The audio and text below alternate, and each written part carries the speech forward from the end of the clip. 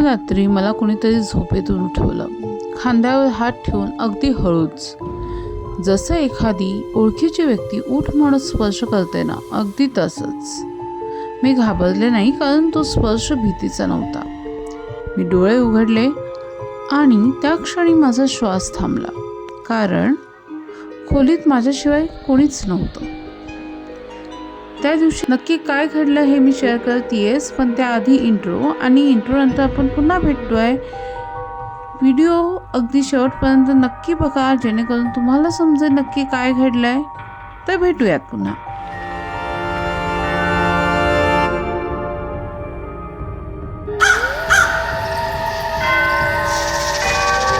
नमस्कार and welcome back to the channel भास.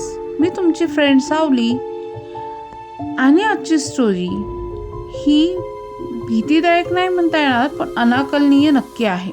अर्थात घडली आहे माझ्यासोबतच, मात्र कुणासोबत शेअर करणं म्हणजे मला असं वाटलं की एकतर कोणीतरी मस्करी करेन किंवा कोणीतरी उपदेश देईल. मात्र एव्हरी हॉरर स्टोरी ही लाऊड असतेच असं नाही. एक सटल स्टोरी ही हॉरर असू शकते, कारण हॉरर म्हणजे प्रत्येक सीन जम्प स्केअर, ओरडणारे आवाज किंवा अचानक भीती दाखवणं असं नसतं. हॉरर म्हणजे अस्वस्थता, गूढता, मनात रेंगाळणारी भावना.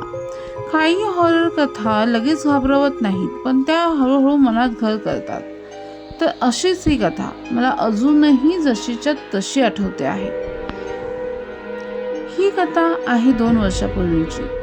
त्यावेळी मी कामासाठी एकटी राहत होते.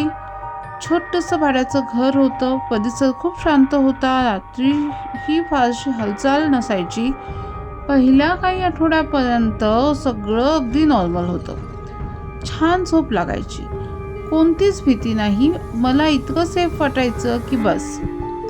पण ते फक्त एका रात्रीपर्यंतच. त्या रात्री साधारण 2:30 वाजता माझ्या खांद्यावर मला काहीतरी जाणवलं, हातासारखं, उबदार आणि जिवंत. मी डचकून उठले, लाईट लावली. खोली रिकामी होती, दार बंद, खिडकी बंद. मी एक दीर्घ श्वास घेतला आणि स्वतःला समजावलं स्वप्न असेल कदाचित. अर्धवट झोप झाली असेल आणि म्हणून असं स्वप्न पडत असेल. आणि मी परत झोपले. दुसऱ्या रात्री अगदी त्याच वेळी तेच झालं. तोच स्पर्श, माझा तोच खांदा आणि वेळही तीच. मात्र हृदय जोरात धडधडायला लागलं. मी उठून बसले, आजूबाजूला पाहिलं, कोणीच नव्हतं. पण उशी थोडीशी सरकलेली होती, जणू कोणीतरी आत्ताच उठून गेलं असावं. मला वाटलं की मनाचा खेळ असेल, पण शाश्वती मात्र नव्हती. मी स्वतःलाच दोष द्यायला लागले. जास्त काम, थकवा, एकटेपणा यामुळे सगळं कदाचित होत असावं. आणि क्षणभर मी विश्वासही ठेवला. मग मी लवकर कामाला लागले. पण एक गोष्ट मनातून जात नव्हती.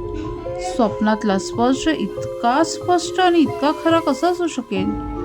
तसा कधी नसतोच, राईट? तिसऱ्या रात्री मी झोपण्याच्या आधी जागीच होते. लाईट चालू होती, डोळे टक्क उघडे होते. तरीही 2:17 माझ्या खांद्यावर मला तो स्पर्श जाणवला.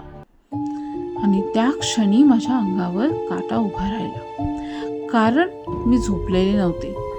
त्या स्पर्शानंतर मला श्वास घेण्याचा आवाज ऐकू आला. अर्थात तो माझा आवाज नव्हता, पण खूप जवळून येत असल्यासारखं जाणवत होता. खूप हळू. मी मात्र हल्ले नाही, वळले नाही, फक्त ऐकत राहिले. पण खरी भीती काय असते हे तेव्हा मला कळलं. काही सेकंदांनी तो आवाज नाहीसा झाला आणि खोली पुन्हा शांत झाली. आता जास्त शांत जाणवत होती. आता न राहून या घटनेच्या दुसऱ्या दिवशी मी शेजाऱ्यांना विचारलं, तेव्हा एक आजी मला म्हणाल्या की तुझ्या आधी इथे एक बाई राहायची. ती रात्री उठून रडायची आणि कोणीतरी मला झोपेतून उठवतंय अशी म्हणायची. एक दिवस ती अचानक घर सोडून गेली. कुणालाच काहीच सांगितलं नाही. आत्ता मात्र मला एक वेगळी अस्वस्थता जाणवायला लागली. पण मात्र त्या दिवसानंतर तो स्पर्श थांबला, पण माझी शांत झोप परत आलीच नाही. कारण आत्ता मी झोपण्याआधी त्या वेळेची वाट पाहत होते की नक्की काय झालं होतं त्या बाईला, ही पाहण्याची उत्सुकता होती. आणि त्या रात्री मला कोणीच जागा केलं नाही. त्यावेळेला मला सर्वात जास्त भीती वाटली. आजही मला सांगता येत नाहीये की तो स्पर्श खरंच होता की माझ्या मनाचा खेळ होता. पण एक गोष्ट नक्की आहे की त्या रात्रीनंतर मला कधीच शांत झोप लागलेली नाही. कारण काही गोष्टी दिसत नाहीत पण जाणवतात, आणि जे जाणवतं ते नेहमीच खरं नसतं, कारण ते सिद्ध करणं तितकंच कठीण असतं. हा झाला माझा अनुभव. अर्थात ही कथा इथे संपतीये, पण कदाचित अशा कथा इथे थांबतच नाहीत. कारण तुमच्यापैकी बऱ्याच जणांच्या आयुष्यात अशा घडलेल्या घटना असतातच, ज्या आपण कुणालाच सांगू शकत नाही. भीतीमुळे नाही किंवा लोक काय म्हणतील या विचारामुळे नाही. जर तुमच्या सोबतही असं काही घडलं असेल जे आजही आठवलं की अंगावर काटा येतो, तर तुमची गोष्ट डिस्क्रिप्शनमध्ये असलेल्या ईमेल ID वर नक्की पाठवा. तुमचं नाव गुप्त ठेवून किंवा तुमच्या नावासकट अगदी तुमच्या इच्छेनुसार ती कथा या भास आभास चॅनलवर शेअर केली जाईल. कारण कधी अनुभव आपण दाबून ठेवतो, पण ते ऐकले गेले तर कदाचित कोणाला तरी उत्तर मिळू शकते.